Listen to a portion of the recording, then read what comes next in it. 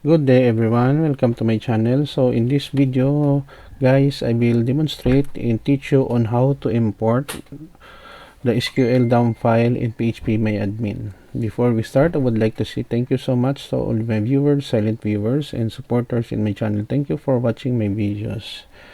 If you are new with my channel and then you like this video, please hit the like button. Don't forget to share and please support my channel guys by clicking the subscribe button. So let's begin.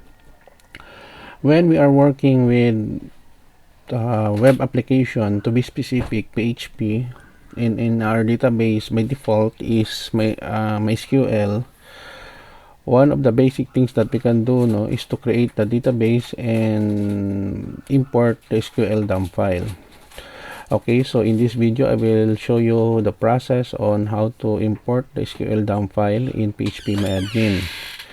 Kindly open your local host PHPMyAdmin. In this case it is already running. Make sure your SAMP is running the Apache in MySQL. Okay, so in this case we will create a database, a simple CRUD. Let me copy that one, and then here we paste and then click the create button.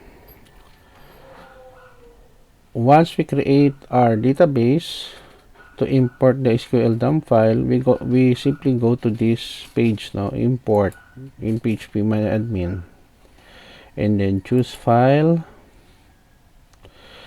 and then we go to our folder in SAMP, htdocs, CRUD_modal, simple CRUD.sql, click open, and then we select, we go here, we click the go button here to execute. Okay, so that's it. Now we have already imported the SQL dump file. So we have several records here already here. Okay, that's it. That's very simple. So here we can simply issue a command, select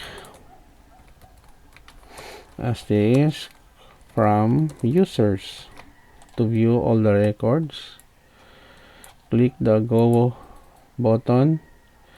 It will give us 4 records: Juan de la Cruz, Rick Montes, Abel Reyes, and Jean Trafalgar.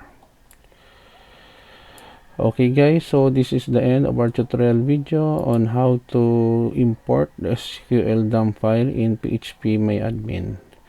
Thank you so much guys for watching. I hope that you have learned something new in this tutorial video. Don't forget to like, share, and please support my channel guys by clicking the subscribe button. See you in the next video tutorial guys. This is your friend Jake saying bye bye for now.